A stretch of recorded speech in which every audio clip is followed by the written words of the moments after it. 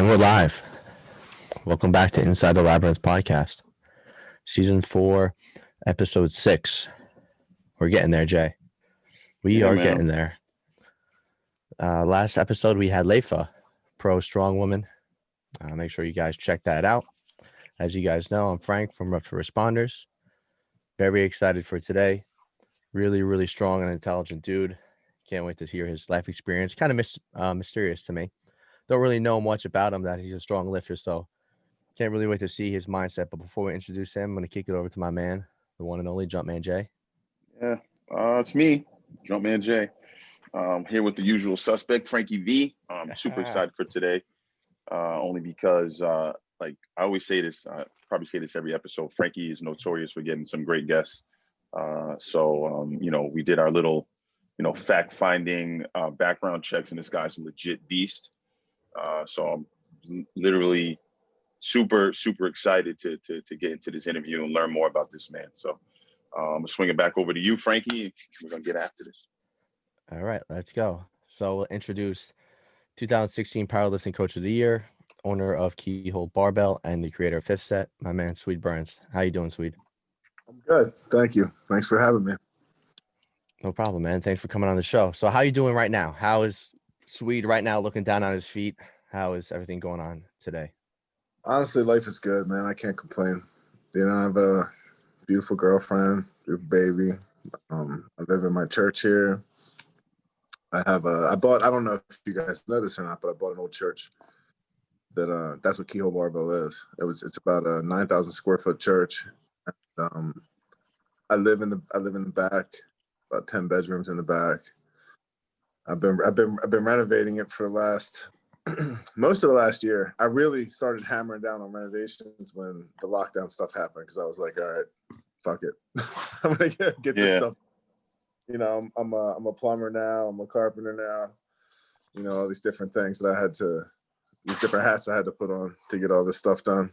But we're nearing the end. I still now, in all fairness, I still have some stacks of tiles and mortar and stuff here in my kitchen.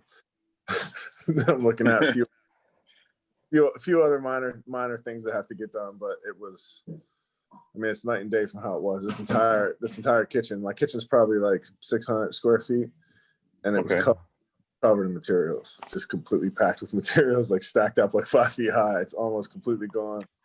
Most of the work's done, so life is good. Life is good right now. I really, I don't know when at any point in my life that I would have complained about life at least in the last 10 years or so, maybe in the last 15. But, I think a lot of that's about perspective. That's, experience. When you've been through really bad things, you realize how little the things people complain about, how small they are, Yeah, big time. We're definitely going to get into how that kind of how the gym and the church was started. Before we get there, let's jump right into how Swede was in high school. Bring us back to that. Did you enjoy it? Did you like it? Did you play any sports? Were you lifting then, or kind of how was that experience for a young Swede? Yeah, where sure. Did you grow up and all that good stuff? Okay, so I grew up in like Upper Darby area. Well, actually, I grew up in Chester first. If anybody knows anything about the Philly, Okay. Chester's a pretty serious area. It's like, I think, number 2 murder capital of the United States per capita, which, it was equally rough growing up there. I grew up about a block from the Sun Village projects, in between 2 projects in Chester. So it was a rough neighborhood. I can remember I had my nose broken by the time I was 10. It was a different people. And my mom managed a deli right there. So I was very, involved in the community. Like, everybody knew who my mom was. So everybody kind of knew who I was. And we moved to Upper Darby, like around the time of middle school, that area, that time period. And so through middle school, I got in a lot of trouble in middle school, but I did wrestle, and I was already lifting weights. I probably started lifting weights when I was around 12 years old. And wow. And because I was into when I was a little kid, man, I loved the idea of pro wrestling and how wrestlers looked. You know, I was like, I want to be like those guys and like He-Man and, you know what I mean? Skeletor. Yeah, I think that was most of us. I think Right. a lot of us. Right. Yeah. That's probably because it says look at the heroes when you grew up. So who's your go-to hero, the wrestling world? Well, in wrestling, I mean, at that time when I was a kid, like I was really only into wrestling when I was really small, you know. But like at that time was like the Ultimate Warrior, Hulk Hogan. Yeah, I was gonna say the same for me. Yeah, Ultimate Warrior, Hulk Hogan. Those guys were like the pinnacle to me. So of course. And then later, you know, like I love The Rock and guys like that. You know, Rock and Stone Cold were my two guys now that was like high school for me. So and they were the ones that kind of made the sport like a little bit bigger than what it already was. Like it had notoriety, but when The Rock and Stone Cold were running around, I think that's when wrestling was at its peak. People think it was Hulk Hogan, and I don't really feel like it was Hulk Hogan, like Mr. Wonderful and those guys. I think it was really The Rock, Stone Cold. They were the ones that really brought it up to where it is now, I think. That charisma, because prior to that, it was like they were acting, but it was obvious acting. It was like no one was like kind of tongue in cheek. No one really wasn't like there was any suspension of disbelief, but like with The Rock and people like that, they started to bring legitimate acting into it. Absolutely. Yeah. Action, and it was people who actually cared what happened, you know. Yep. Whereas let's just see what happens, you know. And but that was cool. I mean, that was something I guess that did impact. I think comic books impacted me in the early years more than anything else. I always say I feel like I was raised by Wolverine, you know. Oh man, let me tell you, Weapon X, that Wolverine, aka Logan, was my guy growing up. Only because his superpowers were just, to me, was everything I wanted to be. You know what I'm saying? Like that adamantium skeleton and his super healing power and just those like those animal senses that he had. To me, I just thought he was badass because this dude literally had to get up on you and get after you with those claws. So he didn't have like, you know, like Cyclops with the rays or like Gambit with the cards. He had to get up on you and do stuff to you. So I mean, to me, I thought Logan was the guy. So got a lot of things in common. I like this. And he never backed down. And him versus the Hulk. And you can see I got Deadpool picture up there, and then in the corner there just set up a whole wall mounted of all the pops, like those different little like we got Wolverine in there. The recent Wolverine movie, recent Wolverine movie with the little girl, I think it was 23 or 26. So that's cool. All right. Good. But I mean, I never really considered how much those things like that have an impact on your adult life, you know, the childhood stuff. But like I said, I think that was definitely like one of my most significant male role models, and to the point where like I even feel like I talk like Wolverine, and I didn't even realize it until I would say stuff, say like kid all the time and bub. This stuff, like his lines that he would say, I realized, and I'm like, man, that probably came from a comic book when I was a kid. That's so funny, you know. But that was my idea of what a guy was supposed to be like, and I turned out, I think, very similar to that, with a lot of speed bumps along the way. But not to get too far off of what we were talking about, I started wrestling in middle school, and I had already been lifting, so I had muscles, you know. Like I was already like probably, I don't know, 13, 14. I was very muscular for someone that age because I had already started, you know, I got a Hulk Hogan weight set, the American Hero weight set. Oh, yeah. I had like the thing that spins on it that was red, the bar. Yeah, I remember that. Everybody remembers that, like sand weights. Yeah. But yeah, I would do 10 sets of 10 every day, bench press, military press, rows. At that point, I didn't know anything about squatting yet because I didn't have anything to put it on. Yeah. But yeah, I had a bench, so we did that. And then when I started doing wrestling, it was because there was a girl who I was like madly in love with in middle school. Okay. And we were friends, but she wasn't really, I don't think, you know, she wasn't into me on that level, but she was like, you should wrestle. And I was like, I'm wrestling. She was a cheerleader, so she was like the head cheerleader, so she would always be there at the wrestling matches, so I never lost. And he was showing out. That's what he was doing. Or she's watching me. I'm gonna have to flex on this guy real quick. I actually got disqualified one time for slamming somebody and not going down with him because I knew I couldn't beat him, but I know I can slam him, and at least that way he'll look bad. And I hear that. Nautilus machines too. We had to do the circuit training, which back then, nowadays they call it CrossFit. Back then we used to, or Metcon, but back then we used to call it wrestling workouts, where you had to do back to back on the Nautilus machines. And that was really my first like sort of programmed training. And then into high school, well, I got in a lot of trouble, starting in middle school. I was in a gifted program. I was in I had a very high IQ, which they, tested at a young age and put me in special programs for that. But my behavior was, I just was very rebellious. I had like a sort of defiance to what anyone wanted me to do that wasn't what I wanted to do. And if someone didn't give me a good explanation why I should do it, I just wouldn't, and I would do something else. And oftentimes those things were really bad. So I would get in fights and get in trouble. And I ended up getting thrown out of my middle school and put in a corrective school. And by the time I was in a corrective high school, it was like my third or fourth school that they threw me into within the course of maybe a year and a half. Okay. And they just kept tossing me out of each school I would go in. I would last maybe a month or two, and they'd kick me to the next one. And the last one, it was a guy named Mr. Davis, who was like Coach Davis. He was the person that first set up how we did powerlifting and taught me how to squat, and it was just basic stuff, like basically held a broomstick on my back and was like, keep your back straight, squat down. Yeah. Held it on there to make sure it was straight, like just make sure it's straight. And I'm like, all right. And did that for a while, and then eventually I was squatting the bar, and I got all the records in that school. We had a meet when I was 16 and one when I was 18. And how big were you when you were 16? Just just give people like an idea of like your specs now. So how much do you weigh now, and how much did you weigh in high school? I'm about 270 pounds now. Okay. High school. How tall are you? 6'2". 6'2"? Jesus. Okay. Yeah. So in high school, I was only 200 pounds, so I competed in the 198s. Okay. But I benched 400 pounds my senior year. Yeah, so I was like, I have long arms. So if you could see me at 200 pounds at 198 benching 400 pounds, it looked impossible.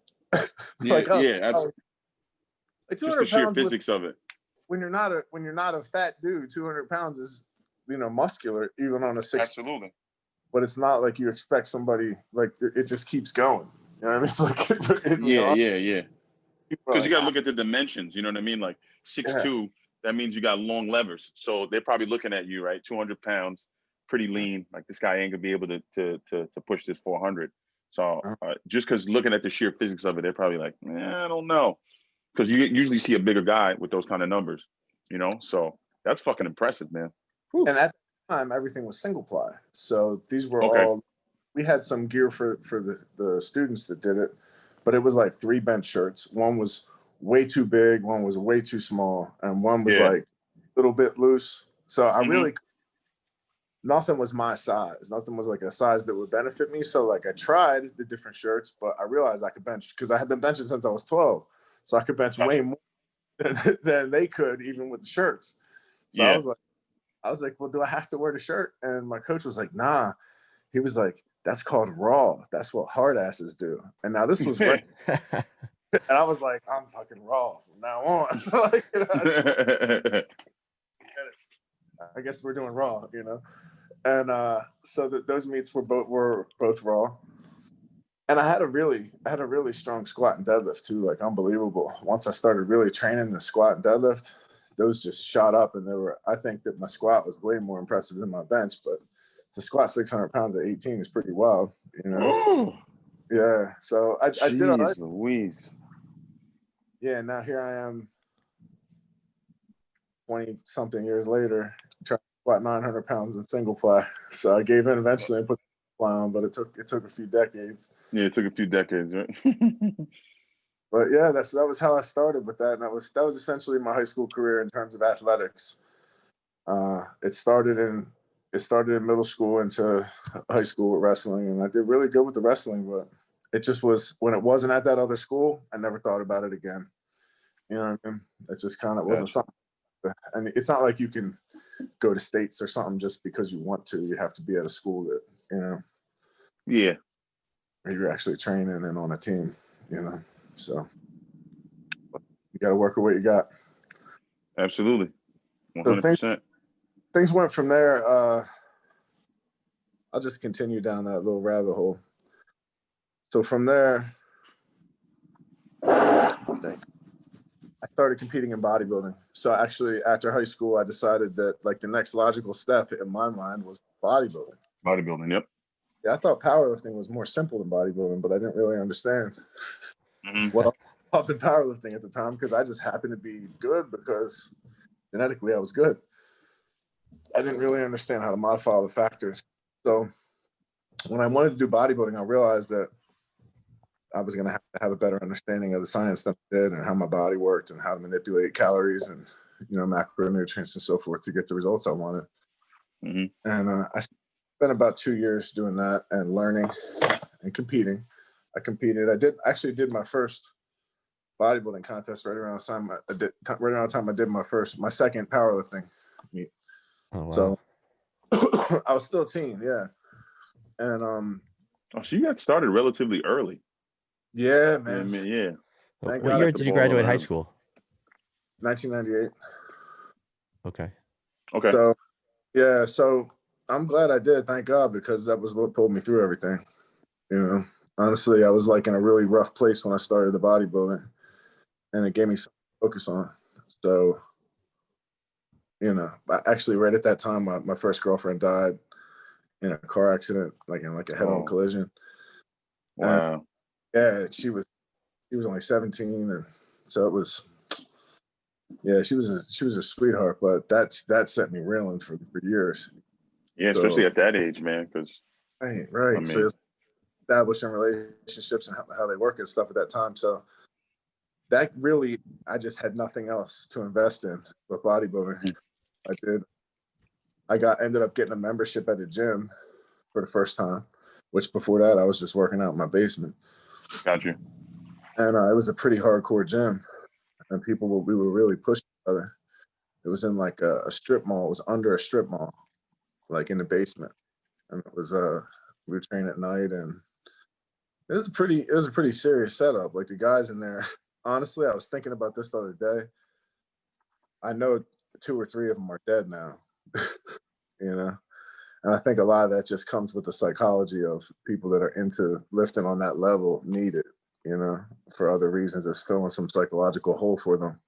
Yeah. And it certainly was for me, but hey, I'm grateful that God's grace, I'm able to still be alive and doing well now. A lot of people I realized that came from that same beginning didn't. And yeah, that's like a crucial part, man. Like people that come from environments that your upbringing kind of sounds like mine, and I had a lot of friends that are no longer here just because of some decisions that they made as young men, and because we all are given a choice in life, right? So, you can either you get to that fork in the road, you can go left or right. And, some of us go left, some of us go right. And a lot of people, in their youth, they don't have that decision-making ability. They're usually just going to go with the masses because if everybody else is doing this, I'm just going to do what everybody else is doing. And they don't really have, the figures around them that really tell them like, hey, you shouldn't be doing X, Y, and Z. And they'll tell you when you're a kid, when you're a little boy, when you're out there like 10, 11 years old doing dumb shit, they'll tell you, listen, man, we don't want you out here. I don't want you getting involved in this.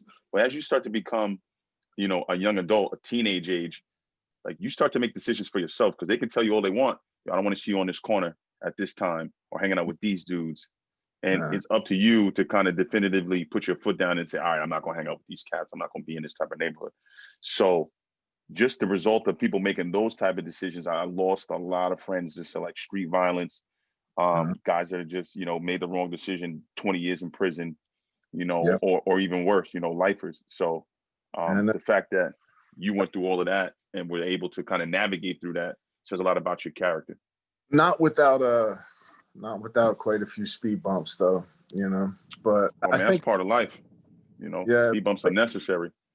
what you were saying about how like, and I've always said this to other people too, especially the younger people, when they tell me like, oh, well, this dude was telling me like, oh, you know, like I shouldn't buy this from him, and like, oh, I'm like, yeah, but did he sell it to you? Exactly. Yeah. He don't give a fuck. He don't care about you. They don't care. Yeah, they act like they do, but they don't. You know. Exactly. It's an act. You know what I mean? And that's most people. Anyone that's doing something that's going to be harmful to you, they won't do it. They won't leave it to you to say, hey, you know. And when you're a kid, whether you're 10 or whether you're 18, you don't know. You know what I mean? A lot of times you don't have enough life experience really to navigate, like you were saying, those decisions. And if you don't have solid male figures, if you don't have like father type figures, situation, you know, you don't know who to listen to. You know, exactly. I mean, I did have a few of those, and that's not to say that you're even gonna listen, because sometimes you have someone that's trying to help you, and you just not listen because you're not ready. You know, a lot of this experience based, and some of it's genetic. You know, some of us have a predisposition to behave a certain way. I was gonna say that. Yeah, a lot of it is genetic. I do. And the thing is, like, you can have those same genetics that predispose you to violence and, you know, hot temper and so forth, and you can learn to manage yourself and to navigate your life in such a way that you don't have to be in prison, and you don't have to, you know, there's disagreeableness is just a trait, man. It's just you know, just like conscientiousness or a good trait, disagreeableness can be mitigated, and it's something that I've had to work on myself. That's probably been the biggest issue for me is having conflict with other people and learning how to resolve it in a Same more thing with me.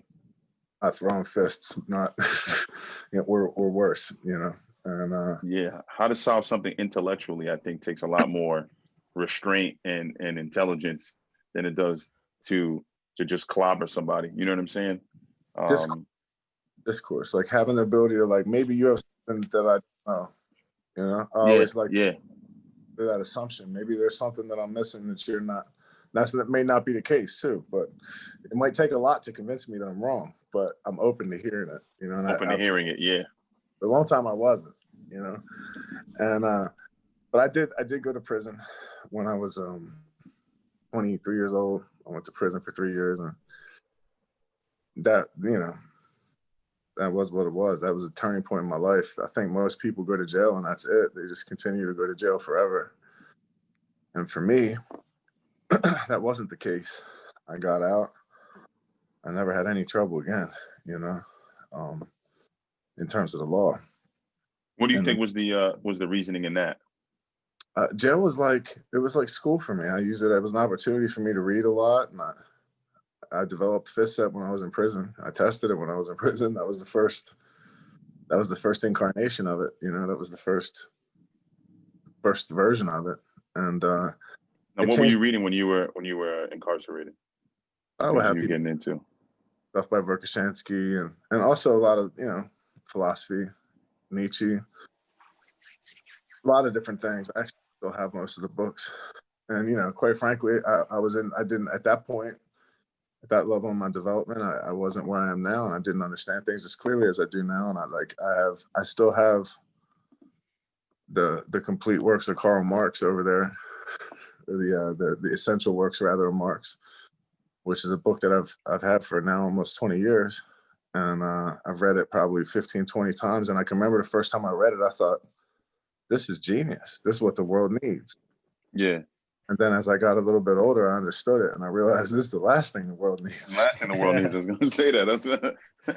As you get older. Were you like a lone wolf in there, Swede? Or did you surround yourself with guys that you could guide and trust, or kind of have the same mindset? Or it was the opposite? Not a lot of people, obviously, maybe not a lot of people wanted to do what you're doing. It was mostly Spanish people. I've always, you know, for whatever reason, I've always clicked with Spanish people. My family's Spaniards, and I have a little bit of comfort with that, I guess. And so most of the people that did fist set initially, it was people in different gangs and stuff too. There were people that were kings, but it was about 15 of us that did it, and maybe 5 guys that I was really close with. But the rest of it, everything we did was essentially geared around training. You know, I mean, like in prison, you live on dog food, and my prison was the worst. They closed it for human rights violations. The Department of Justice went in and closed it for torture and various other things that were I mean, it's a nightmare. It's a shit show. Yeah. It's probably prison in the history of Pennsylvania correctional facilities. Ooh. It's closed now. Yeah, it's done. They actually did a secret investigation. Department of Justice did, and then they tore them a new asshole and closed it down. There was something like 4 times the suicides of any other prison, so that was what initiated the investigation. Yeah, probably made a little spike there for them. The problem is there's really no, if you get into a situation like that where that system doesn't have checks in place, where like the people that are supposed to be in oversight are not, it's a prison's a bubble. You know what I mean? There's not much outside oversight, so it just gets worse and worse. It's like corruption spreads, like a virus. And it was a bad deal. So there was torture. There was all sorts of stuff. I know one guy he was strapped down to a bed with leather straps and electrocuted with a shock shield for 12 hours. And there was video of this. And the department, that was not by any means isolated incident. I had bad stuff too. I put together a food strike that started with those guys that I trained with because the food was awful. And come to find out, it was somebody who was involved in the administration in the prison owned the company that was doing the food service that they were buying the stuff from. And so there was some frozen ground turkey that had been, it probably was, I want to say it was expired by 5 or 7 years or something like that. It was significant. Oh, what the fuck? So they had so much of it that they were just, every meal was ground turkey. And it was like not edible, horrible. I mean, I would force it down, but it would like upset your stomach. So wow. I was like, well, if nobody eats anything from the cafeteria for like a week and just try and live on soups or whatever, and then put in 6 slips, if everybody puts in 6 slips and says they couldn't eat the food in the cafeteria, it'll go to whoever is oversight outside of the jail. Because the medical stuff, there's no way they have to report medical stuff. So it worked, but they put me in the hole for 90 days, and that was really bad. I mean, wow. So 90 days of just isolated by yourself. 90 days in the hole, yeah, it's unbelievable. They keep the lights on all day. They turn them off. I'm sorry, they keep the lights on all night. They turn them off all day. There was like, shower for 2 weeks sometimes. Like, it's not how it's supposed to be, but that's how it actually is. They won't take you to the shower. It's like, it was a bad deal. To not go crazy, I just basically wrote with those little pencils on 6 slips, like on the back. I wrote the beginning of a novel that I ended up finishing, but it's not something I'll ever release. It's when I was young as a writer, so I don't think I was really, like, I was already working as a columnist before I went to prison for RX Muscle magazine when it was in print. Can I ask, during those 90 days in the hole, like, what was going through your mind? I would try to relive past experiences to not go crazy, because humans need stimulus. You know what I mean? We're just absolutely. Yeah. We're just we adapt to stimulus, and when you don't have any new, and that's why they say comfort kills, because when you don't have any new stimulus to adapt to, your mind starts to erode. Play tricks and go on. I was going to say, when you relived that, did you say kind of relive it as in maybe a different ending to a movie or a different ending of the show? Like, try to say, I should have done this, or maybe if this would have happened, I would have done this. Did that play a lot in your mind? Like day 2, I realized I was starting to like crack, I was like, all right, well, I'm going to lose myself if I don't do something. So I was like thinking songs that I remembered, things like that. And then I was like, no, I need something to focus on. So I started to write what would be the outline of the novel. And it was a thinly veiled fiction novel that was sort of autobiographical. And that allowed me to really try to remember experiences, focus on those, and record as many details as I could, as I was able to recall at that time. And so doing that, I work on one scene, one part, and then work on another part, and it allowed me to put it all together in a way. And now these were all on the back of 6 slips because they're the only thing I could get, with a little tiny pencil, and they won't sharpen it, so I had to just rub it against the floor. But it was like stacks. And I was able to take it. I had all that stuff hidden, and it wasn't like there's anything illegal or that I wasn't allowed to have, but I just didn't want to lose it. I didn't want them to take it. So I took it with me, and I ended up getting a typewriter when I got out of the hole. And everybody was so happy to see me when I got out of the hole, because in that time, now we're getting pizza, all kind of stuff on the menu, like things that like everybody knew why. So it's like a fucking movie, man. Like, yeah, like you're the martyr that came out and came back, you know? Yeah, I probably lost like 10 or 15 pounds, but I was huge at the time. I was probably 290. So even though I was starving, I was, you know what I mean? It was still a large human being, yeah. Yeah, I was doing like push-ups and handstand push-ups, whatever I could do. You know, pull-ups off the bed. Started the handstand push-up before they were even started. Right. There's nothing else to do. And I'll put my feet up. There's 2 bunks, so I'll put my feet up on the top one and try and do push-ups that way. Like anything I could do to try and not lose strength or muscle. But I mean, obviously I lost some, but it came right back. And I was just, it had like, the rest of the time that I was in jail after that, there was really, everybody for the most part was cool. Now there's a lot of people in prison that like what people don't talk about. There's a lot of like mentally ill people in prison that are just pathological criminals. You know what I mean? Where there is no correct way to interact, you know?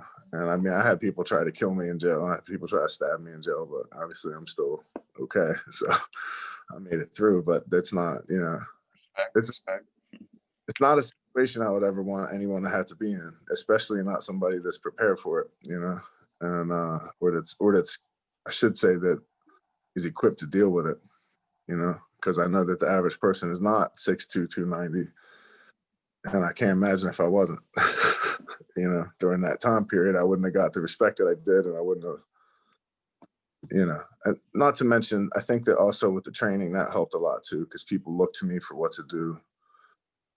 I've always been comfortable in that role, in like a leadership, sort of a coaching type role, you know. Yeah. And I studied psychology for the last few years, and I'm hoping to go to law school in another year. So I'm going to take the LSATs if I finish this psychology degree. Nice.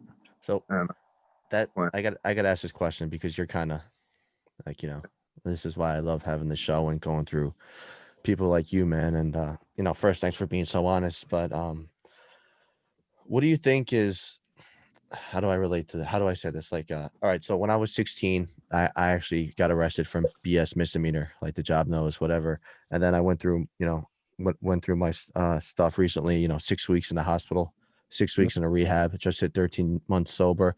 And I never, thank you so much, man. I never want to go back to that, bro. I never want to go back to that. It was a hard year in my life where I realized that I just never want to go back, because it's not worth it. And I know how life was before I started picking up, and I know how life is after I started picking up, and what our jobs and everything. You can't even live a life that you want to live. You know, not only if you add in you have your own life stressors, then you add in the job stressors and all that stuff. And that's why we say, you know, the average age of a cop is between 57 and 66. So you retire at 50, you live 10, 15 years of your life, if that. So I never want to go back to that. And it's like, you know, just for today, I'm sober. And thank you, bro, for keeping me sober today, because this is already hitting home for me. And I think for me, being sober is because I want it, and I don't want to lose my loved ones around me. And the success I've had in the past 13 months, I wouldn't trade it in for anything in the world. What do you think is different is, and that's what I'm trying to relate this to, getting locked up or sobriety? Because when you're using, if it's booze, if it's dope, right? If it's meth, you're like a fucking prisoner to yourself, man. Like, you know, I felt that I was a prisoner to my own self. And no matter what, I was free walking around outside, I felt like I was so trapped. So the difference between the guys now physically in jail with you and stuff, that never make it out, right? Do you think it's because, and I think it's the same way sobriety, they don't give a shit, or they don't have the skills, or they're just so comfortable of staying in there and they're kind of okay with that? You know what I mean? So maybe like shit that you saw, that what's the difference that you like, look at it's a successful journey you've had already. We haven't even hit the rest of it, but you know, the gym, the fifth set, the coaching, they want to be a lawyer, like guys getting stuck in the hole, they would break. Jay knows that they would break. They would never even, who knows what would happen, man. You know what I mean? So you really are a prime example of making it through the labyrinth, you know, and coming out. I had you know, I think that I don't want to say that it's a good thing that I had a rough upbringing, but it prepared me for that. You know, I feel like everything up to that point was preparing me to be ready to be by myself completely.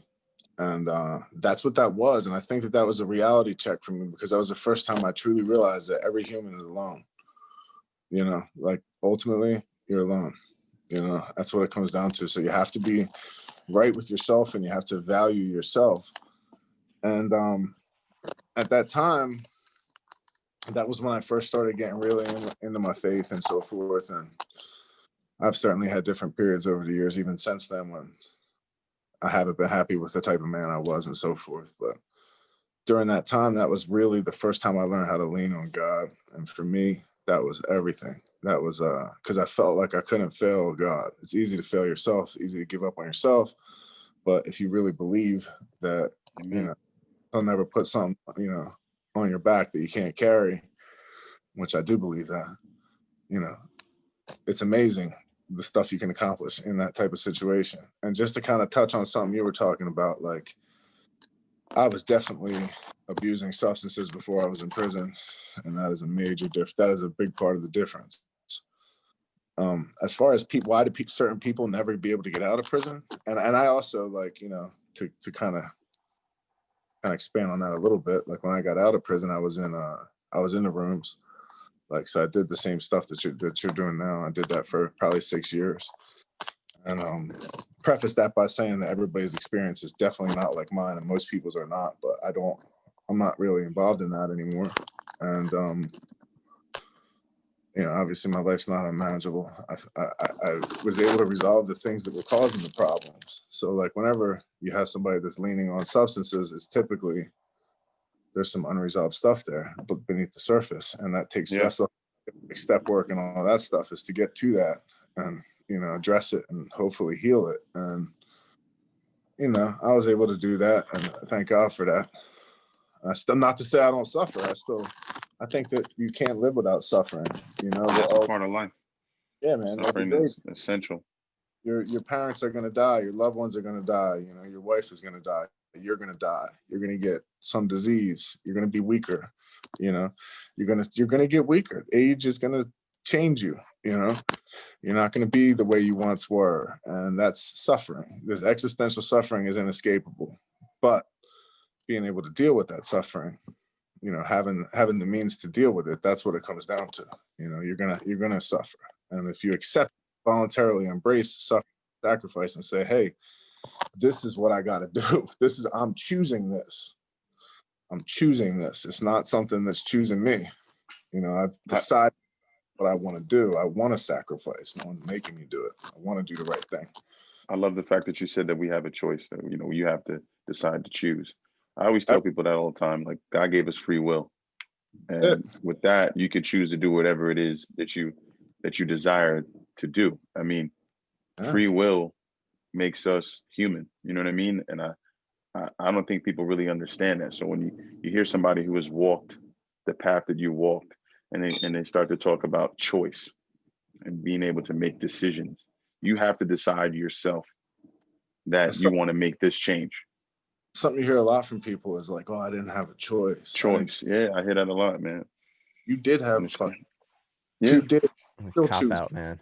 Every day. I always tell people that. It's like in my neighborhood, there was six of us, right? So there's 6 of us that grew up, and there's all same parents, same type of upbringing, right? And there's 6 different results. And that is because everyone had a choice. Each one of us were individuals, and at some point you had to make a decision as to what path you wanted to walk. It kind of irks me when I hear people say I didn't have a choice. We all have a choice. I try not to ever be arrogant with that, because like I understand that we all do have certain gifts that make certain things possible for us to do that. You know what I mean? And now someone might have the ability to choose and the wherewithal to choose and the strength to stick to that decision and not know it. And know it. You know, hopefully it doesn't take going to prison. You know, the idea is, I think that fathers and men that are willing to play that role are crucial. You know, I mean, it's for young men, it's an inescapable need. You have a need to have someone who shows you how to be a gentleman. It shows you how to be, you know what I mean? Because the nature is the opposite. The nature of humans is to be not gentle. Yes. And that's, if I find my own will, I'm never going to be gentle. I'm going to be quick, you know. That's not. I wholeheartly agree with you with that. I mean, that was a huge role in why I didn't end up on, the other side. I had 2 fears in my life. One was my physical father, and 2 was my father God. I know that's right. And and those were my 2 fears right there, and that's what kind of kept me in line. And like this whole conversation, I'm actually getting like goosebumps talking to you, man, because a lot of this stuff is hitting home. And I think I needed this conversation today. Like I needed to hear this stuff to know that there's other people out here that have walked a similar path that I've walked through. And I mean, yours is slightly different than mine, but it's almost like, I'm pretty sure we were all in the same pot. You know what I mean? Like we're around the same age group. I'm pretty sure we grew up in the same type of environment. And, I'm listening to what you're saying. I could tell you're an extremely intelligent human being. And I think that plays a role in how you responded to some of these adversities. You know what I'm saying? Like the fact that you have that intelligence to navigate through these things, man. I look at that it's remarkable. Great. I think it's grace, like I do something with my intelligence. I do more with it now than I did before. Mm-hmm. Gift, you know what I'm saying? And like any gift, like being able to do anything, like being able to dunk a basketball, like being able to be really good at math, there's certain gifts. People are, talents, like the parable of talents. I mean, it is what it is. Trying not to get too, without getting too spiritual with it. Like you realize that life is about fear of obstacles, fear of dangers. And if you submit and fear to the idea that there is a God that is more powerful than you and that is all powerful, all of a sudden you don't really need to be afraid of anything anymore. Except that. Yeah, except that. Exactly. And that makes everything more manageable. It makes it so you can deal with it. Nothing's going to be easy, and I wouldn't want it to be easy. Because then you ever get done something that's really hard? Like a good example will be this bathroom I just renovated. Like I have some history. I had a contracting company before I moved out here in Philly, and so I have some history doing this stuff with plumbing. It's something I've always shied away from. I hate plumbing. Hate the idea of it, but I had to like jackhammer the floor up and put a new drain in and run so I could have the shower and install the shower and do all these things that I really didn't have much experience doing. And so it was like a fearful endeavor, but it taught me to kind of trust a little more, or reminded me rather, and try to make the right decisions. But when it's all said and done, it was something that's very difficult to accomplish. And when it turns out the way you want, there's nothing like overcoming an obstacle in terms of like that dopamine reward you get. Like you're like, yeah, I did that. I figured that out. And it adds to the confidence. It adds to your ability to face other obstacles. So like, I don't want an easy life. I just want a life that I'm capable of. That I'm capable of really that's going to be challenging and allow me to do my best. Like with the powerlifting stuff, like I don't know how much further I could go. I don't know what other problems I could solve. With the methodology with fist set, I mean, it's soup to nuts. I worked every formula out. I worked and corrected them for 15 years. I took as much data as I could get. And when I was able to get more data from various sources, I used those data to improve the formulas. And there's been some minor improvements from the first book to the second book. But essentially between those protocols and formulas, you have a 90% success rate. I never even heard of anything like that in powerlifting. So that's it's not going to get any better. Now, could I get another 2%? Maybe, but with the amount of work that you're going to have to put into that, is it worth it? No. So I feel very challenging, and it was challenging for over a decade, and I did my best with it, and now I'm at a point where I needed a new focus. So about 2 years ago or so, I started obsessively studying psychology, mainly because I wanted to understand, I wanted to understand more about implicit human motivation, like the things that we're motivated by that we don't understand. And there's really 3 basic things. It's intimacy, achievement, and power, And when you break it down to that, when you have more of an understanding of that, you have more of an understanding of where all problems come from, especially problems with like communism and socialism. So I was talking about before about how Marxism sounds good. It looks good on paper until you realize like somebody's got to divvy that money up. Right. And what has get allocated somewhere, yeah. And what has happened every time that someone's been in charge of that? Hundreds of millions of people total have died in the 20th century as a result of communism and socialism. And the reason for that is exactly what I just said, the implicit motivation of humans that we're not even aware of. People want to be in power. They want to have achievement. And so stripping the idea of both of those things from a society ensures that there's a ladder that nobody can climb except the people that are already at the top. Whereas I think a lot of people are persuaded that the opposite is true. There's less opportunity for upward movement in a communist society than there is in a capitalist society. And just to think like me, I'm a writer. Like realistically, my profession is I'm a writer. I've written a few books, and I mostly live off of royalties. I travel, teach seminars, work with groups of people up to like 30. I do like public speaking and things like that. Spoken at some schools and so forth. But for the most part, like everything that I've done, everything that has benefited me in any way has been a result of capitalism, right? So like I started at the very bottom rung, like with literally nothing. And like when I say nothing, I mean I got out of jail, like I didn't have money for the bus, and I got a job, and I worked in an iron shop, like a really shitty one called Intercon, where everybody was convicts. And so I was like, I got to get really good at welding.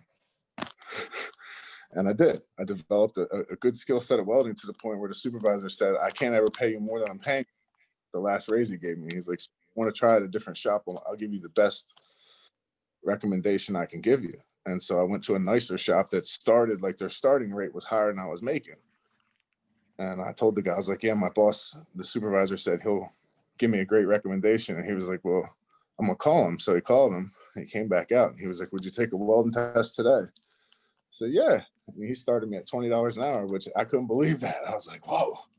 Yeah, blown away with that number, yeah. $20 an hour. I was like, whoa. And then before I knew it, within 4 or 5 years, I had worked my way up to, I guess within 4 years, I worked my way up to top rate, which was $42.50 in union in ironwork. I was like, wow, this is amazing, that I could make that sort of money. It wasn't what I wanted to do, but I knew that was what I had to do to climb the ladder. So I saved my money. I started doing contracting on the side, and I saved up enough to eventually buy this church. I was still doing all my coaching. I was even working with, NFL players and stuff, but it wasn't enough to carry me. You know what I mean? So I realized I had to reduce my expenses and get into a situation where I'd be able to focus on writing and teaching.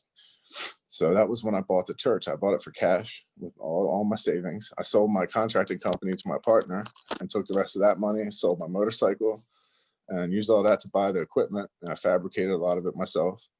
Bought this church, renovated that. It was probably 10 years ago that I first started renovating it and doing all that. And that was when I was able to really write books. And now this is kind of the core of the story of what I was talking about with how capitalism has been awesome for me. I wrote the first Fifth Step book. Elite found out about it, Elite FTS. I had sent a copy to a friend of mine, and he passed it on to people that eventually passed it on to Dave. And Dave was like, hey, email me. Like, hey, so we would like to sell your book. This is legit. And I was like, well, thank you. So they sold it, and I got the royalties off that, but I put it on Amazon, right? Like anybody can put a product on Amazon. Anybody can. There's no one going to stop you from doing that because they make money. It's incentivized. That's how capitalism works. Amazon makes a ton of money by selling other people's stuff.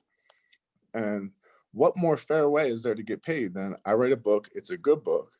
I put a lot of work into it for 10 years and I sell it, and everybody that buys it, I get money. If it's good, they're going to tell other people, this book is good. This type of training is great. And then you'll sell more. And if you sell more, you make more money. And I write a subsequent book. And then I wrote a book of poetry, which sold more than any of those books. It was just, wow. I did that for myself. I was like, I want to write a book of poetry. I've been writing poetry. Man, I love that. I did it for myself. Look at that right there. And look, yeah, I did that for me. I was like, this is for me. I don't care if I made a cent on the Clues About Ghosts book.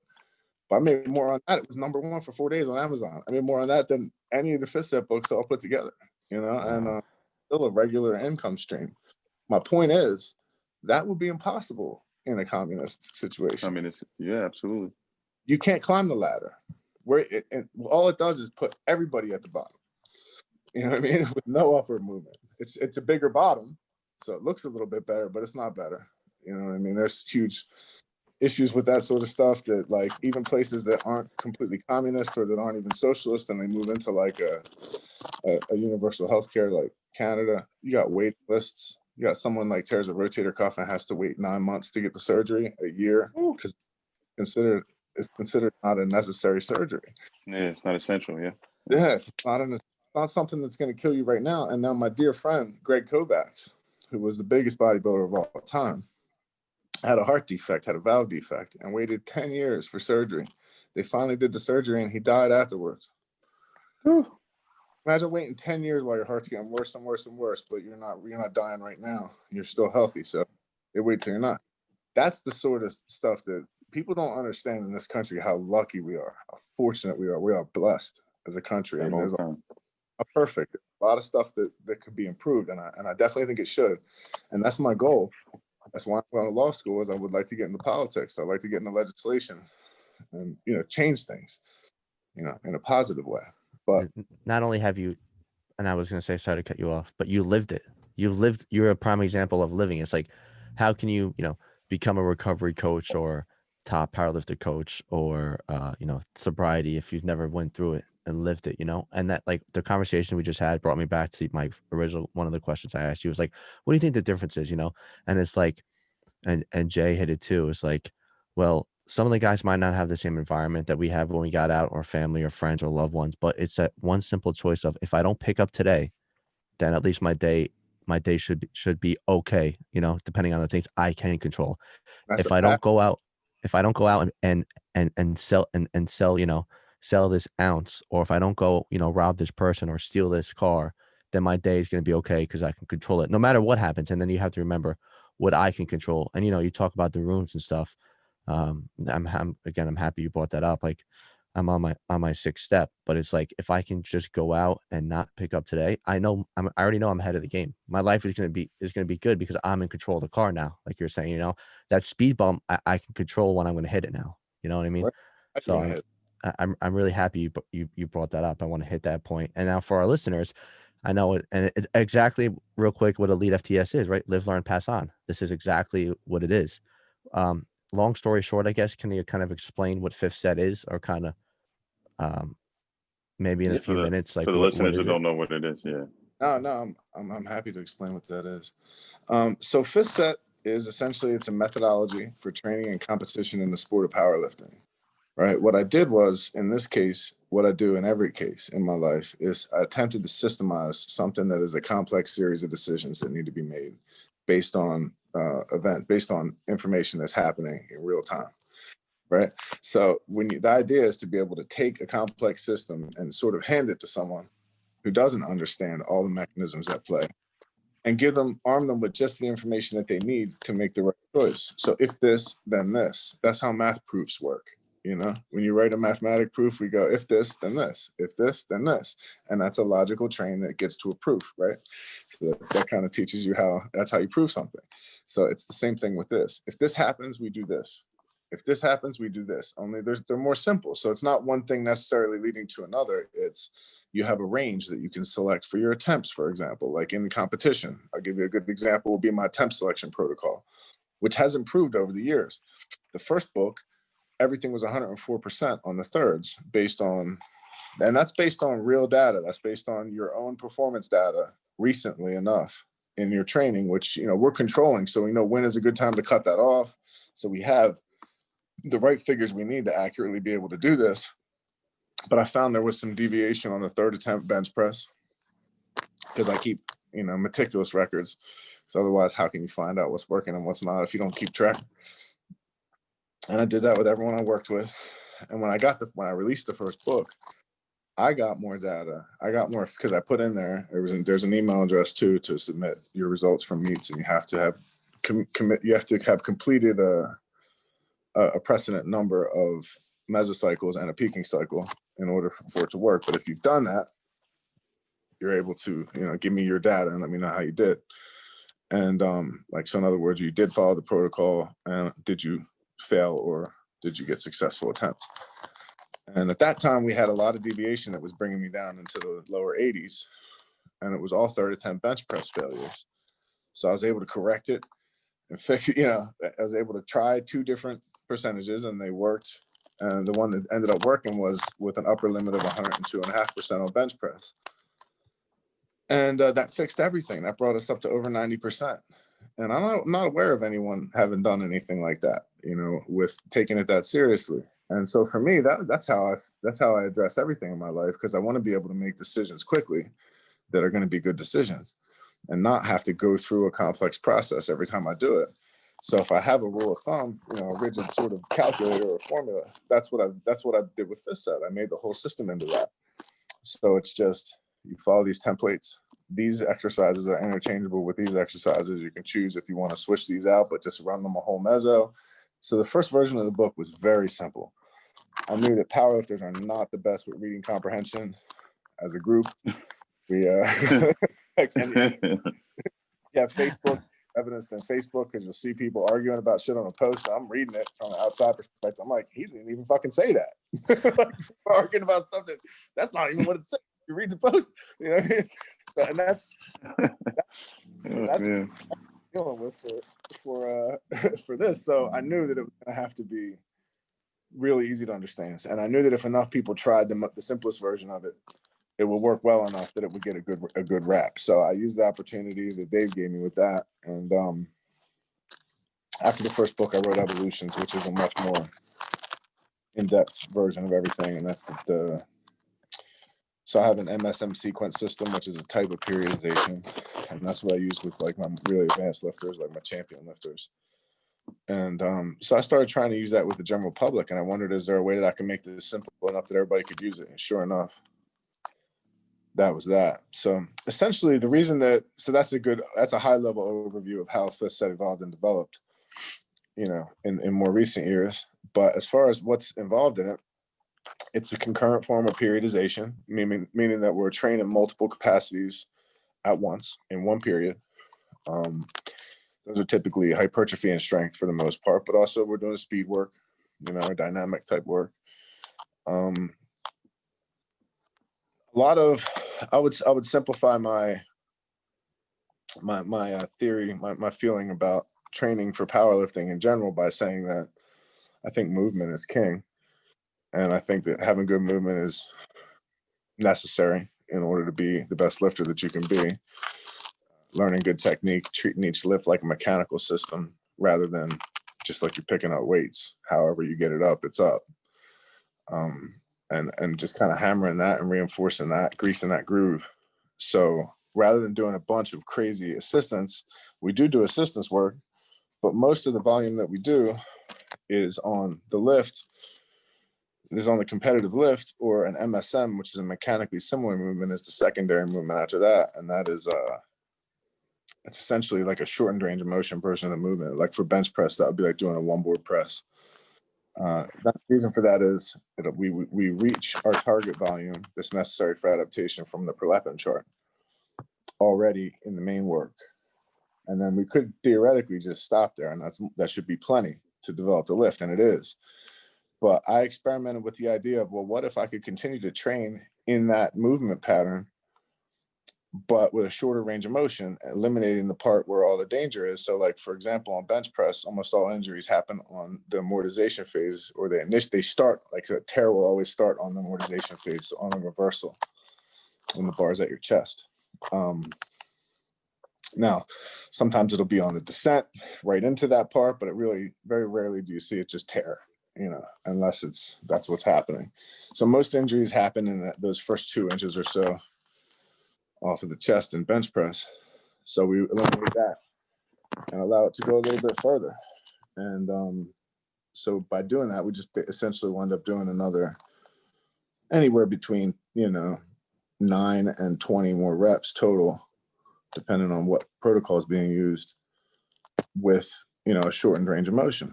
So after that, there's not a ton more work that needs to be done for that lift. So that's the lion's share of the session. That's not to say we don't do some bodybuilding stuff, we do. But by training the main movement, so my opinion is the best assistance movement for any given movement is that movement or some variation of it that's very similar to it. And you just adjust the rep scheme and set scheme based on, or the protocol, based on what the need is. So like maybe hypertrophy, you'd be doing something in the 8 to 12 or to 15 rep range, but still doing bench press, And so we're able to include that by doing the AMRAPs. And the idea of the AMRAP is we really say as many good reps as possible. We don't want you doing any crap reps. So nothing that's really messed up. So you don't want to just keep going, after you have breakdown. So in other words, when there's breakdown, that's the end of an AMRAP, in my opinion. But what that does is the first 4 sets, like the precedent sets with that, are in the same percentage range. And I got the idea from post-activation potentiation, right? Where there's a bunch of studies that were done where they take sprinters and they have them do a 4 rep max on squat repeatedly and then sprint, and their sprint improves, their movement improves because they've already sort of primed. You'd think, oh, they'd be worn out.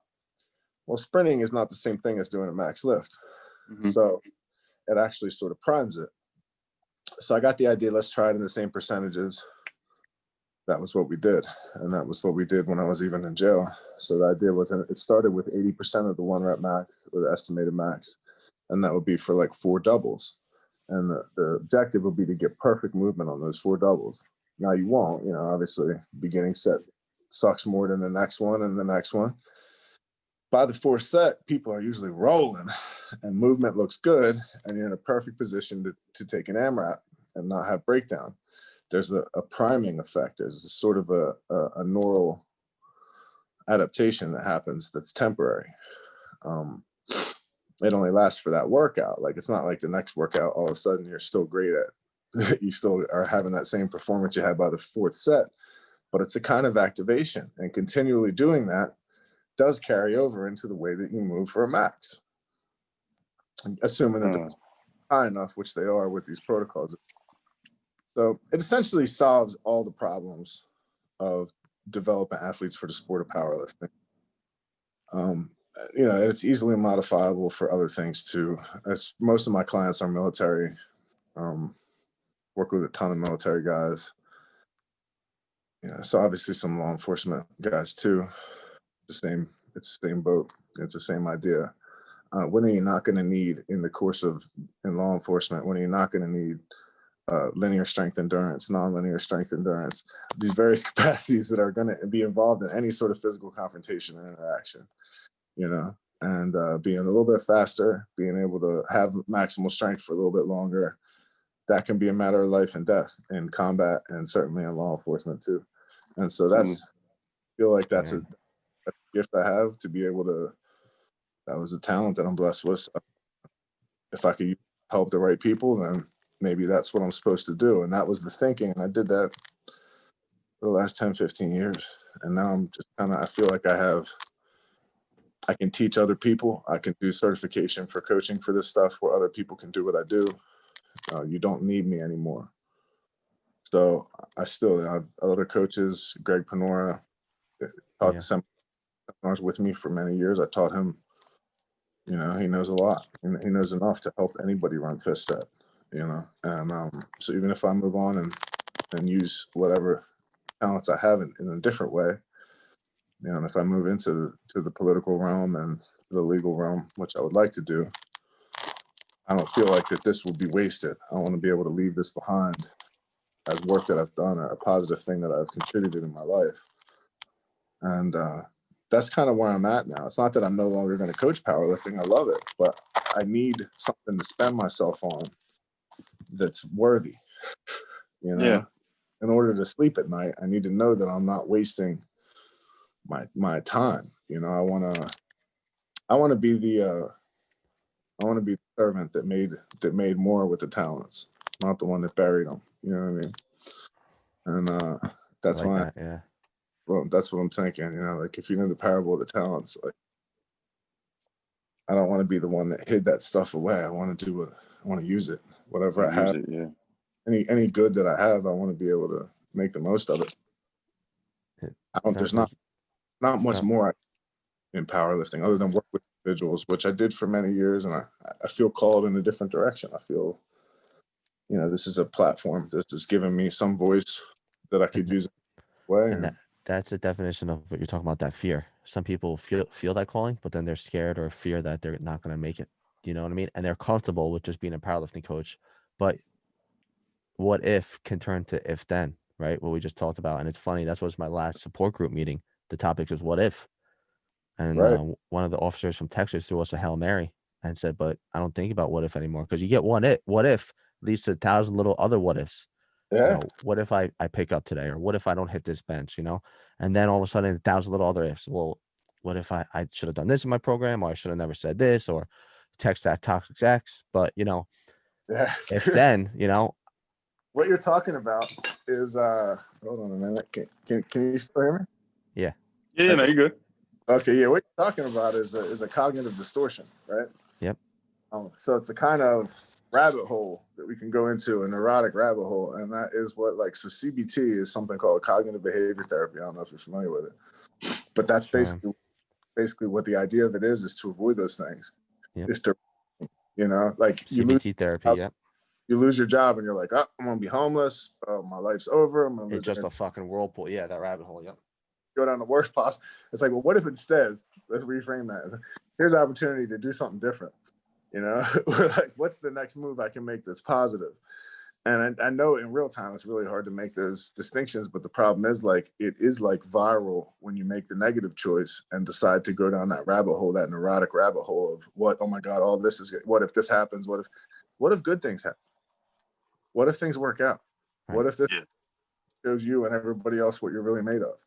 You know what I mean? Like, and I try to keep everything that way. And, like, to touch on what you were talking about with fear before, right? Like, I'm afraid to make the next choice. I'm afraid, but I do it anyway because I'm more afraid of God. So it's not to say that it's not. That's heavy. I might fail, but the thing is, like, I have a responsibility, and, you know, for me personally, my feeling that, you know, I'm here to serve God, to glorify Him, and I made a lot of mistakes that didn't do that in my life, and I've been heading in a better direction for a long time, and it's better and better. But I know that I need to continue to do that. I feel, and the reason I know is because I feel it. I feel a responsibility. I feel compelled. I have to do that. I have to. And, like, I tell you what, like, when you make those right choices, when you do things that you're a little bit scared of, or that you're a little reticent to do, you feel like, oh, it would be easier for me to just not do this. I spoke at Juniata College, which is like a really good biology school in Pennsylvania. And I was like, man, what am I going to talk to these dorks about? Like, not to say it like that, but I mean, like, man, how am I going to connect with these people? I don't know. But there's something here for me. So I talked to them about the idea of entrepreneurship and, like, what's involved in that, and having something that the world needs, you know, and feeling like you have to do it.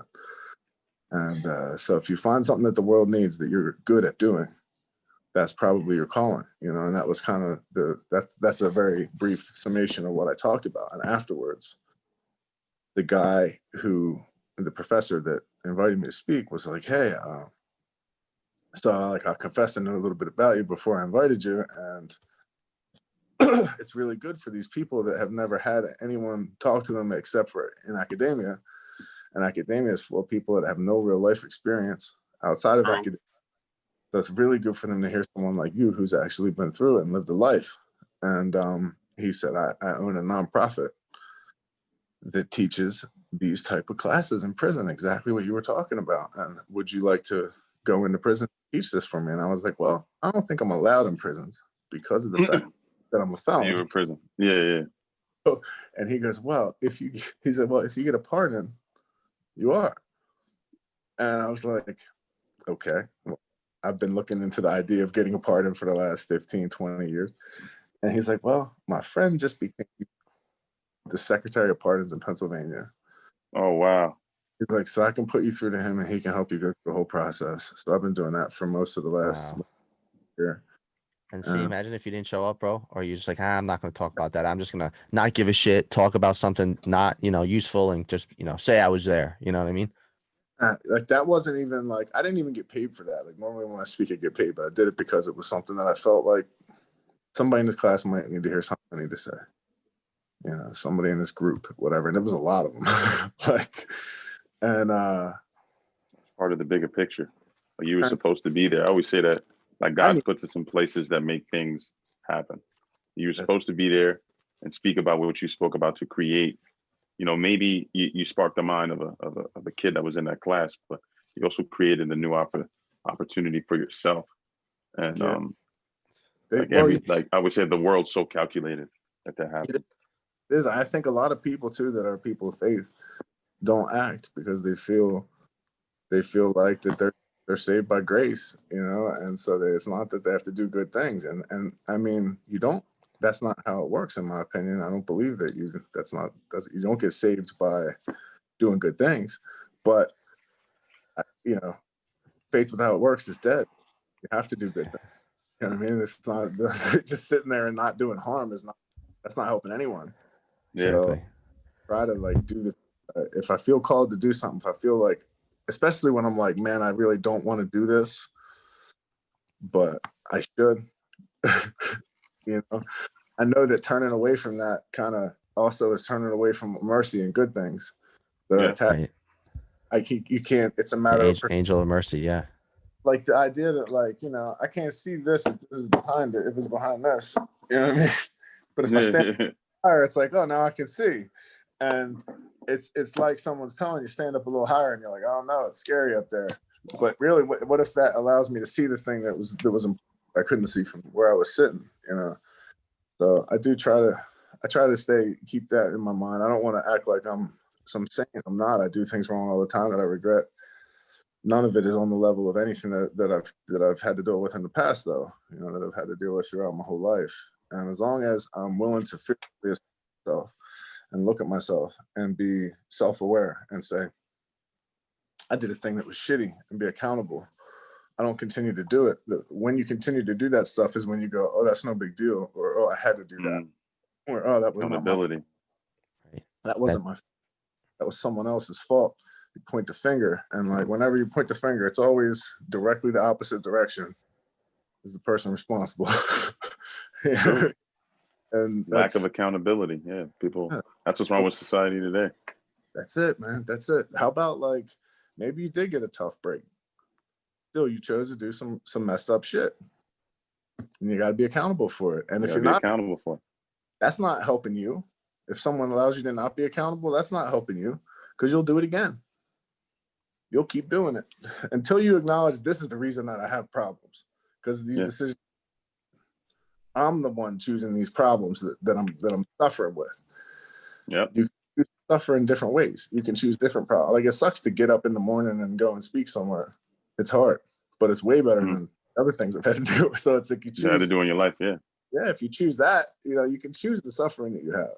And if you embrace it ahead of time, you don't have to have the other suffering. If you try to hide and stall and, it shows humans are the only creatures that suffer from stress. Right. I said humans are the only creatures that suffer from stress. It's like animals either have a fight or flight, right?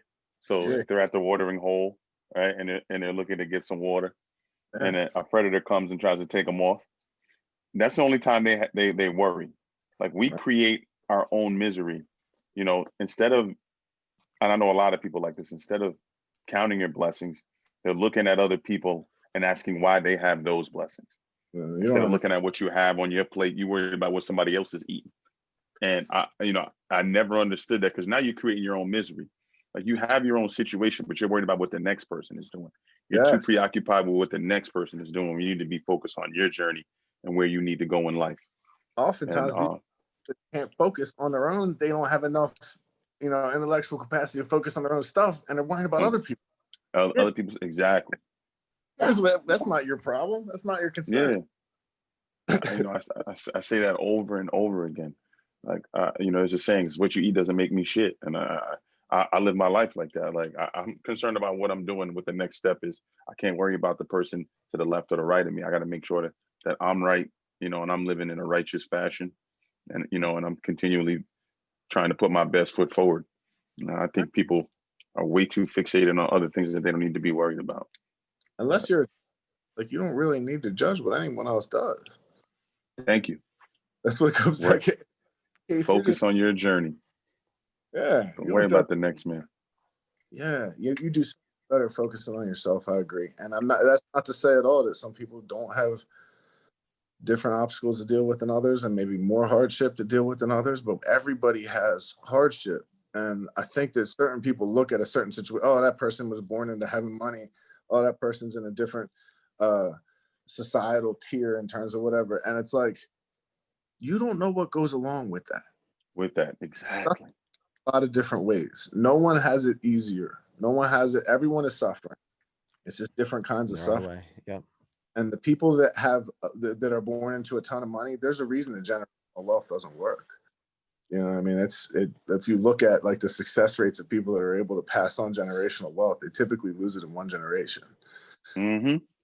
Why is that? Like, that's not to say you can't have good genetics for a certain talent, or like a financial talent, and that you have the parents that teach you that, hey, this is how this works. And then sure, that's a benefit, Yeah. But very easy for them to give into stuff and lose everything, Yeah. And it's easier, I think. Like, obviously it's easier to start at the top for sure, right? But how about you start in the middle or at the top towards the middle, and then you sink at the bottom because of that, because of the fact yeah, you can run from your suffering and get drug addictions and sex addictions and addictions and everything else that you can try to use to fill this void in your gut. We have a purpose-shaped hole in our hearts as a country. Right now the United States does. I feel like if people were seeking their purpose, and purpose is, I can tell you, I don't know what your purpose is, but I promise it's not setting shit on fire. It's not hurting people.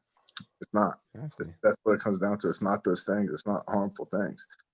And it's up to the individual to seek out and find what your purpose is. But that's the only thing that's going to fill that hole. Not drugs, women, not alcohol, not any type of other things that you can force in there. It doesn't fill it up. You just want more and more and more. It makes the hole get bigger. It makes more room. Yeah. Amen. There. So you keep trying to fill other things in there. And it just gets bigger and bigger until eventually, it can consume you and change who you are as a person. I really think that a large amount of our problems could be solved if everybody took individual responsibility for their position and their actions and the decisions that they make. Yes. I believe sovereignty of the individual. That's it right there, man. That, and that could be a whole nother podcast, right? That could be a whole nother, individual responsibility, and everyone's environment is different, but it also comes down to the individual, because you look at guys that have made it from neighborhoods like that, like Allen Iverson, right? One of the best. Marshawn Lynch, they made it to the top of their craft. They could have got sucked down that rabbit hole. You don't really know more about the background of them, but to be a professional athlete at that level, But yeah, I feel like AI is a sad story where he had all that talent and just kind of because of ability and a lack of responsibility. A lot of outside influence there. Shortened his career, I think. In the damn Korean basketball league, like how does one of the players of all time end up working $1,000 some podunk team? And that is a really good example. As a Knicks fan, I'm more excited to watch him as a young kid, as one of the favorite point guards of all time, to be like, you don't know what he's going to do, because also look at his physical attributes. Tiny, never going to do good in the league, and he kills it. So when I was in Philly, like he was on the Sixers, right, yeah. It was amazing to be able to watch him, like to go to games and sit there and watch him. And then some of my friends would do that. And he lived in the Hyatt on the top floor, right on Columbus Boulevard, like right near where I lived.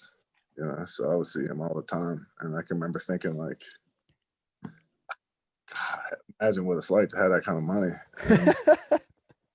And he blew it all. He blew it all, yeah. Go up to practice, And it was funny. It's fun. The interviews are funny. Oh, it's practice. We're talking about practice. Talking about practice. Yeah.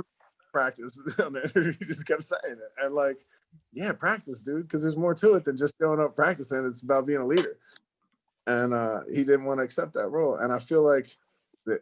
How many times does that sort of stuff present where you see someone that refuses to accept, like they're given this gift, and they refuse to accept it, and that's eventually it's not like he's going to be like broke and in the gutter, but because he's always going to have some talent that's amazing, and the fact that he is who he is, he could probably live off that forever. But I always look at situations like that. What could that person have done? What role could they have played?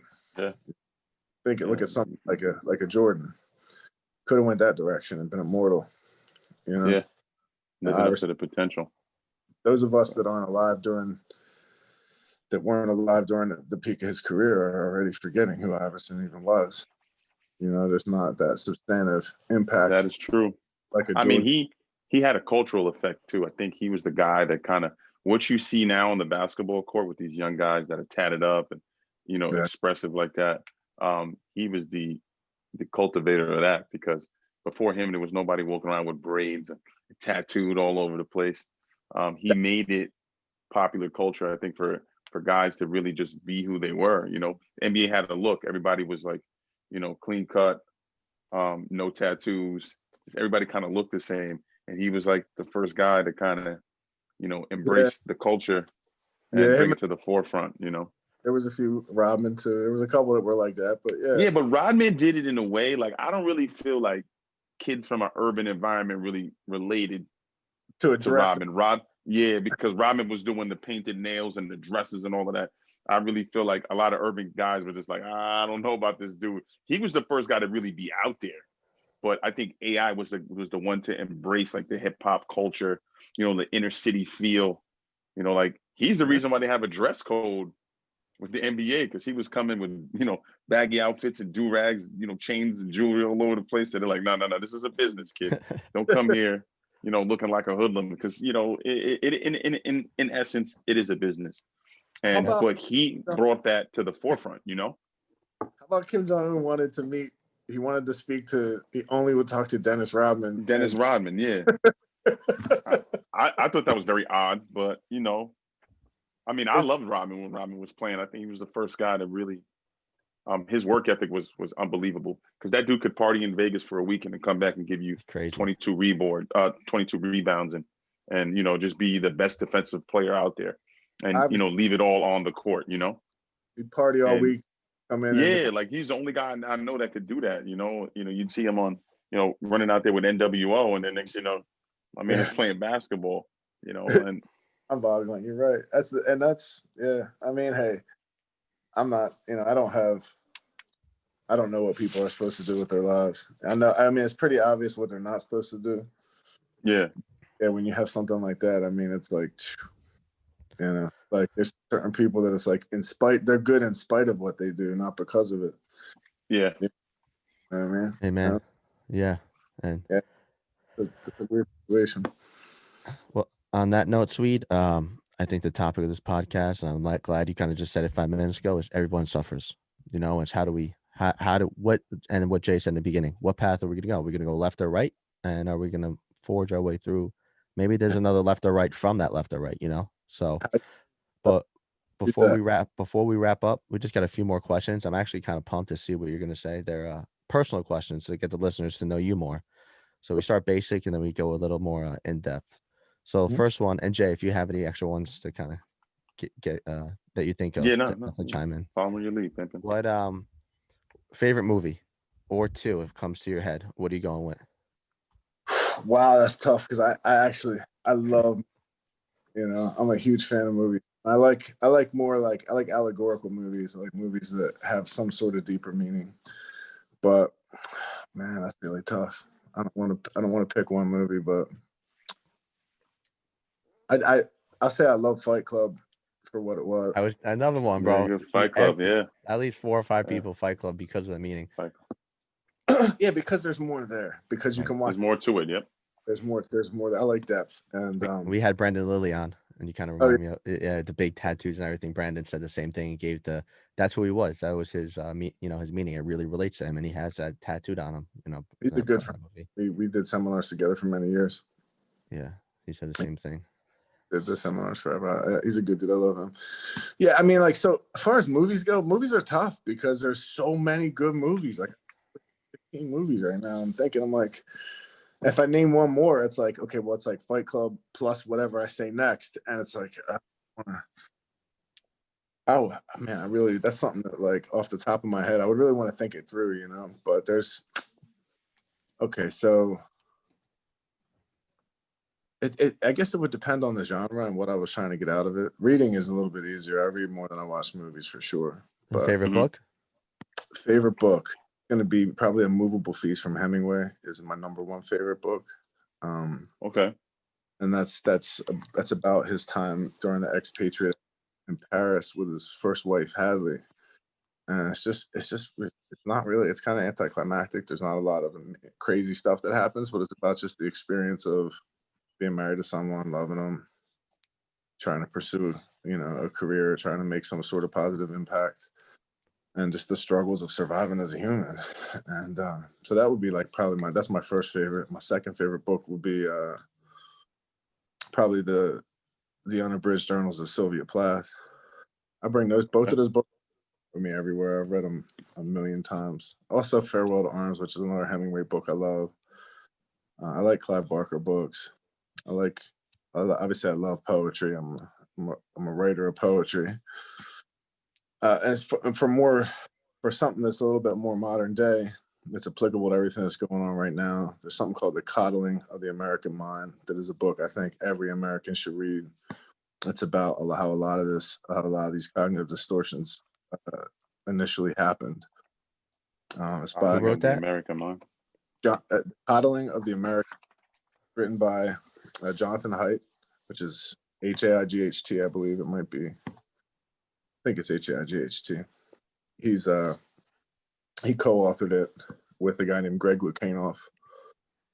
Greg Lukianoff is an attorney, and I believe, and he's a professor. I think he's a law professor, and Jonathan Haidt is a very well-known business professor. He works at a business school at NYU School of Business. But he's a psychology professor also. They both have some background in psychology, and super interesting to me to see how a lot of this stuff was predicted that's happening now. And like while it was happening, it was kind of obvious that this is going to go in a bad direction. But I think that most of us were like, oh, well, look who it is. Oh, it'll go away. Oh, it's, these dudes with receding hairlines and pink hair. And you don't realize that once that sort of stuff gets electricity and gets empowered, and gets like the approval of society, which is largely what's happening. The idea is that you can sum it up in this: like prepare the child for the road, don't prepare the road for the child. In other words, or what happens? You have a kid, love your kid, you want your kid to be safe. Safe spaces are not the way for your kid. Right. Teach your kid to deal with the way for your kid to be safe. I like that a lot. And another question that just came to my head. We don't give the explanation. I just want to see what comes to your head. Ready? Freud or Jung? Yeah. Okay. One meal to eat for the rest of your life. What's it going to be? Every single day, same meal. All day, every day? Yep. It could be healthy, unhealthy. This is what you're going with. Healthy, unhealthy. Doesn't matter. Unhealthy? Yeah, it could be anything. I don't know, man. It's tough because I would say sushi, but then there's so many other things I like. My girl makes a lot of meals that I love that are not sushi. So it's tough. All right, so one healthy meal. I guess one healthy meal for the gains. Cheesesteaks, pizzas. Oh, the healthy meal would be sushi. Sushi? Yeah, hell yeah, man. Are you a big red meat guy? I like tuna. No, I mean, I eat mostly chicken, but I eat a lot of red meat. I love red meat. I like usually red meat meal a day, but most of my protein's chicken. Chicken. I like gag on chicken when I eat it, but yeah, shakes and just drink them. Chicken shakes. Oh, you what?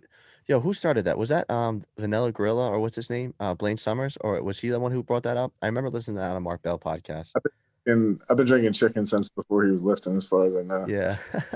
I'm gonna say like I don't know how that's people I drink remember chicken. hearing that. It's crazy, man. I tried it once. I almost fucking died. Yo, you should have been there. I wish I had it on video. That had to be like 10 years ago when I was 18. you got, Like, "Ugh." Yeah, it's crazy. You got to hold your nose, man. but if you get it right, it's like I can drink a pound of chicken in like 30 seconds. To chew up the chicken breast takes me like literally an hour, and I'm gagging the whole time because I've been doing it for 25 years. Right. Yeah. Like forcing Been protein. doing it longer than I'm alive, bro. You know what I mean? It's tough to you develop, you figure out ways to make it happen if it's important. So that's, I just get it down. When I was doing training, working with clients and stuff, I would drink chicken. I kept the blender, like I would do a full 300 grams of protein. So it would be like roughly 3 pounds of chicken breast. I would have that already done in the fridge, and I would run it over to the blender and just spin it up real quick so it would be even and pound one, and then have my 2 cups microwave and eat it with clients to eat the rice. And then go back and do that again, after my next step. Crazy, man. Ugh. The easiest way to get that. But yeah, favorite food, sushi. I love ice cream too. I love sushi. I could eat. I also like Thai food, like that. In terms of favorite meal, pizza, cheesesteaks. You know what I mean? All that good stuff. Yeah. Recovery is not in the picture here. All right. So every single day you have the same to do one main lift and one accessory movement. What are you doing? Every single day? Yeah. Recovery is not in the picture. So you'll be, you're not going to be as sore or banged up as you would be. Every day you had one lift to do forever. They said, Swede, you can only do one main lift and one accessory lift for forever. What are you going with? Probably safety squat bar squats. Because you get some shearing force, so it will replace deadlifting, and obviously you're looking at the top. That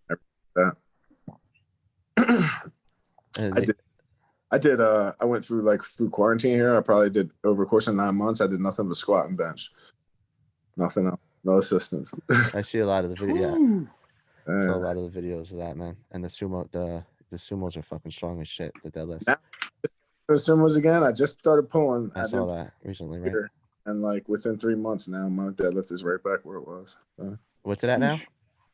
Well, what I'm working with is like 500 pounds, but my best deadlift is I've done 765 conventional, but that's before I broke my spine.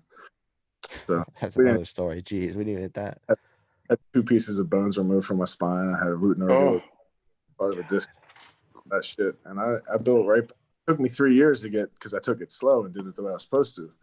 There you go, the way you're supposed to. And what accessory movement would you do with the safety bar squats? Like after that?